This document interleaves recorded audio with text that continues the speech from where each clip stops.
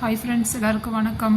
இன்றைக்கி நம்மளோட வீடியோவில் செட்டிநாடு ஸ்பெஷல் வெஜ் கடாய் தாங்க பண்ண போகிறோம். ரொம்பவே டேஸ்ட்டாக இருக்கும். சப்பாத்தி, தோசை இதுக்கெலாம் ரொம்ப நல்லாயிருக்கும். வாங்க இந்த வெஜ் கடாய் எப்படி பண்ணுறதுன்னு பார்க்கலாம். ஸ்டவ் ஆன் பண்ணிவிட்டு கடாயை வச்சுக்கலாங்க. இதில் ஒரு ஸ்பூன் கொத்தமல்லி போட்டுக்கலாம். போட்டுட்டு இதோட அரை ஸ்பூன் மிளகு, சின்னதாக ஒரு துண்டு பட்டை, ஒரு அன்னாசி பூ சேர்த்துருக்கேன். இதோட காஞ்ச மிளகாய் ஒரு 5 காஞ்ச மிளகாய் போட்டுக்கலாம். இதோட ஒரு ஸ்பூன் சோம்பு சேர்த்துக்கலாம். ஒரு ஸ்பூன் ஜீரகம் சேர்த்துட்டு நல்லா வறுத்துக்கலாம். நல்லா வாசனை நல்லா வரணும். கருக விட்டுறாமல் நல்லா வறுத்துக்கலாம். கொத்தமல்லி மிளகாய் நல்லா வறுபட்டதுக்கப்புறம் ஒரு கைப்பிடி தேங்காய் சேர்த்துட்டு இதையும் நல்லா ஈரப்பதம் போகிற அளவுக்கு நல்லா வறுத்துக்கலாம். ஒரு பக்கமாக இருக்கட்டும், ஆறட்டும். இப்போ ஸ்டவ்வில் வேறு கடாய் வச்சுக்கலாங்க. இதில் எண்ணெய் ஒரு 3 ஸ்பூன் அளவுக்கு எண்ணெய் விட்டு சோம்பு போட்டிருக்கேன். சோம்பு தாளிச்சிட்டு ஒரு பெரிய வெங்காயம் கட் பண்ணிவிட்டு சேர்த்துக்கலாம். சேர்த்துட்டு வெங்காயம் நல்லா வதங்கினதுக்கப்புறம் கொஞ்சமாக கருவேப்பிலை, தக்காளி சேர்த்துட்டு நல்லா வதக்கிக்கலாம்.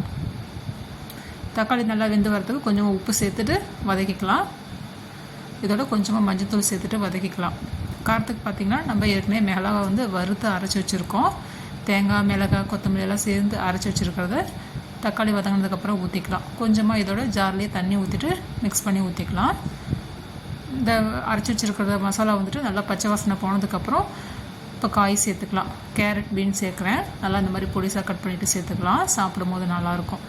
கேரட், பீன்ஸ் நல்லா வெந்ததுக்கப்புறம் கொஞ்சமாக தண்ணி விட்டு வேக வச்சுக்கலாம். மூடி போட்டு வச்சுக்கலாம். கொஞ்சமாக தண்ணி விட்டு வேக வச்சுக்கலாம். மீடியம் ஃப்ளேமில் வச்சு வேக வச்சுக்கலாம். சீக்கிரமாக வெந்துடும். ஒரு 5லேருந்து 6 நிமிஷத்தில் வெந்துடும். இப்போ பார்த்திங்கன்னா கடாயில் பன்னீர் ஒரு 100 கிராம் இருக்கும். பொடிசாக கட் பண்ணிவிட்டு வறுத்துக்கலாம். கொஞ்சமாக எண்ணெய் விட்டு. காய் பார்த்திங்கன்னா வெந்துருச்சு. இதோட காலிஃப்ளவர், வேக வச்ச காலிஃப்ளவர், எண்ணெயில் வறுத்த பன்னீர் சேர்த்துக்கலாம். எல்லாம் நிறைய அந்த மாதிரி வெஜிடபிள் சேர்த்து பண்ணும்போது ரொம்ப நல்லாயிருக்கும். மசாலாவும் நம்ம வறுத்து அரைச்சி பண்ணியிருக்கோம். ரொம்ப சூப்பராக டேஸ்ட்டாக இருக்குங்க. கண்டிப்பாக ட்ரை பண்ணுங்கள். இந்த வீடியோ பிடிச்சிருந்தால் லைக் பண்ணி ஷேர் பண்ணுங்கள்.